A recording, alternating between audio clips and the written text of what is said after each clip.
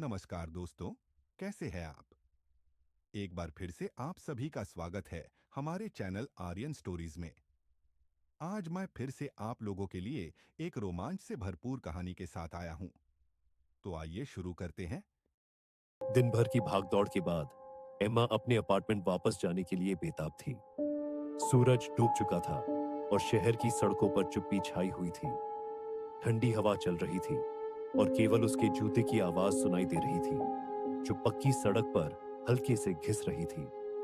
उसके मन में दिन भर की घटनाओं के विचार चल रहे थे, लेकिन जैसे ही वह एक संकरी गली में मुड़ी, कुछ बदल गया। एक अजीब सी उपस्थिति जो उसकी गर्दन के बाल खड़े कर रही थी। वह पीछे मुड़ी, लेकिन कुछ नहीं था। उसने इसे नजरअंदाज करते हुए आगे बढ़ने का फैसला किया। गली अब और सकरी लगने लगी, जैसे कोई चीज उसे घेरने का प्रयास कर रही हो। वह तेज कदमों से चलने लगी, जब अचानक उसने अपने कंधे पर किसी के कदमों की आवाज सुनी। उसने फिर से पीछे मुड़कर देखा, लेकिन फिर से कोई नहीं था। उसका दिल तेजी से धड़कने लगा और वह और तेजी से चलने लगी, जैसे जैसे हवा ठंडी और गहरी होती जा रही थी। अब गली उसे जैसे एक सुरंग की तरह लगने लगी, जिसमें हवा भी भारी हो गई थी। अचानक वह आवाज फिर से आई, धीमे लेकिन साफ साफ, इम्मा। वह कांप उठी। यह आवाज बहुत परिचित थी, उसकी माँ की आवाज। इम्मा की सांस रुक गई। उसकी माँ तो 2 साल पहले मर चुकी थी। उसने डरते हुए पीछे देखा, लेकिन गली पूरी तरह से खाली थी। सिर्फ दूर से झपकते हुए एक स्ट्रीट लाइट की हल्की सी रोशनी, जो दीवारों पर लंबी परछाइयां फैला रही थी। इम्मा, आवाज फिर से आई, और इस बार वह बहुत करीब महसूस हो रही थी। इम्मा की त्वचा सिहर उठी और बिना कुछ सोचे वह तेजी से अपार्टमेंट की दिशा में दौड़ने लगी। उसके कदम उतने तेज थे जितने वह कभी सोच भी नहीं सकती थी। वह पलट कर देखे बिना दौड़ी जा रही थी, लेकिन आवाज उसके पीछे, बिल्कुल उसके पास आकर गूंज रही थी। वह दरवाजे तक पहुंच गई और कांपते हुए हाथों से चाबी निकालने लगी। आवाज अब और तेज हो गई थी, जैसे वह बिल्कुल उसके पास खड़ी हो। आखिरकार उसने दरवाजा खोला और अंदर दौड़ते हुए उसे जोर से बंद कर लिया। उसका दिल बेहिसाब तरीके से धड़क रहा था। वह दरवाजे के खिलाफ सट कर खड़ी हो गई और अपनी सांसों को नियंत्रित करने की कोशिश करने लगी। संपूर्ण भवन पूरी तरह से शांत था, लेकिन एम्मा को यह महसूस हो रहा था कि कुछ गलत था। उसने गलियारे में निगाह डाली, लेकिन वहां कुछ नहीं था, सिर्फ रात का सन्नाटा। फिर अचानक उसकी नजर ने एक हल्का सा हिलता हुआ साया देखा, जो गलियारे के अंत में किसी गहरे कोने में गायब हो गया। उसकी त्वचा में सिहरन दौड़ गई। इम्मा। यह सिर्फ उसकी मां की आवाज नहीं थी, अब यह कई आवाजें थीं। हर आवाज परिचित, हर आवाज डरावनी। यह इमारत अब एक जाल की तरह महसूस हो रही थी। इम्मा ने दरवाजे को और भी कसकर बंद किया और खिड़की के पास जाकर धीरे धीरे पर्दा हटाया। बाहर गली में कोई हलचल नहीं थी, लेकिन उसकी छाती में एक अजीब सी घबराहट थी, जैसे अंदर ही अंदर कुछ टूटने वाला हो। वह अपनी सांसों को शांत करने की कोशिश कर रही थी, लेकिन उसके भीतर कुछ था जो उसे चैन से बैठने नहीं दे रहा था। कुछ पल के लिए वह सोचने लगी कि शायद उसने सिर्फ थकान के कारण यह सब महसूस किया हो। 2 साल पहले अपनी मां के निधन के बाद वह कई बार इसी तरह से अकेलापन और भय महसूस कर चुकी थी, लेकिन आज कुछ और था।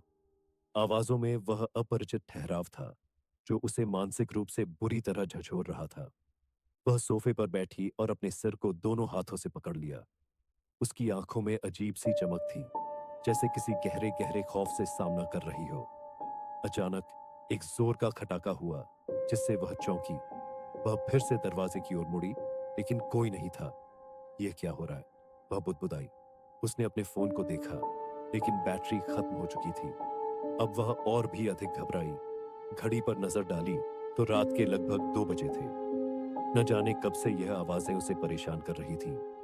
उसका मन कहीं न कहीं यह मानने को तैयार नहीं था कि यह केवल उसकी मानसिक स्थिति का परिणाम हो सकता है।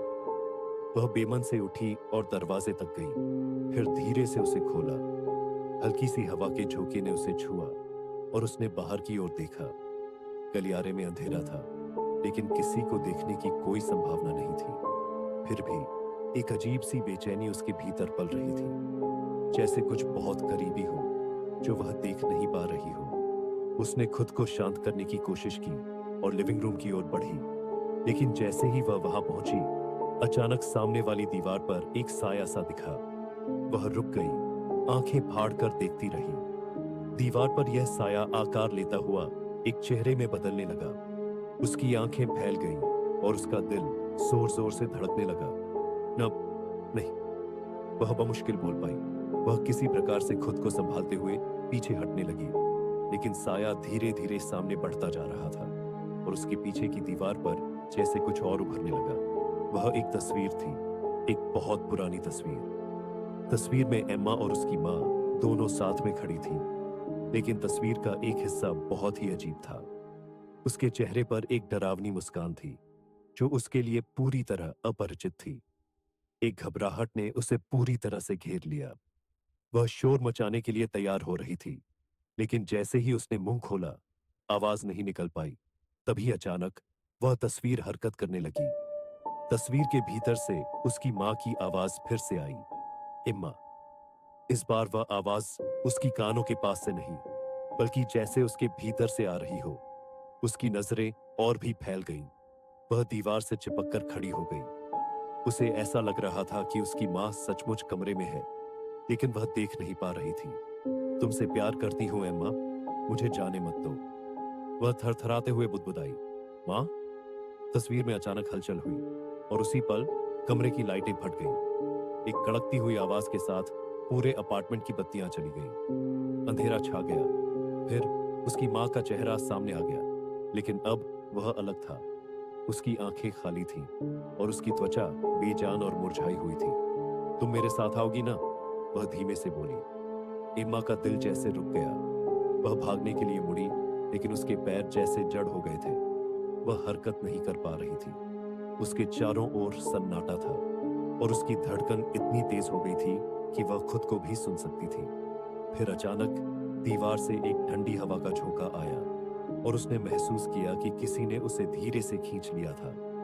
आंखों में अंधेरा छा गया और वह देख सकती थी कि उसके सामने उसकी मां खड़ी थी, लेकिन वह अब जीवित नहीं थी। उसकी मां की आत्मा उसे अपने साथ ले जाने के लिए तैयार थी।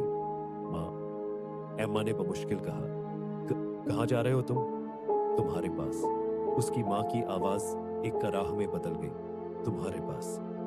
एम्मा ने झटके से अपनी आंखें खोली और एक पल में वह अपने बिस्तर पर बैठी हुई थी। बत्तियां जल रही थीं और बाहर की आवाजें सामान्य थीं। क्या वह सपना था? वह खुद से यह सवाल करती रही, लेकिन फिर उसने दीवार पर नजर डाली, जहां अब वही पुरानी तस्वीर लटकी हुई थी, अब भी उस डरावनी मुस्कान के साथ। ऐसी ही मजेदार और रोमांचक कहानियों के अभी सब्सक्राइब करें हमारे चैनल आर्यन स्टोरीज को। और आपको ये कहानी कैसी लगी हमें कमेंट करके जरूर बताएं और वीडियो को लाइक एंड शेयर करना ना भूलें।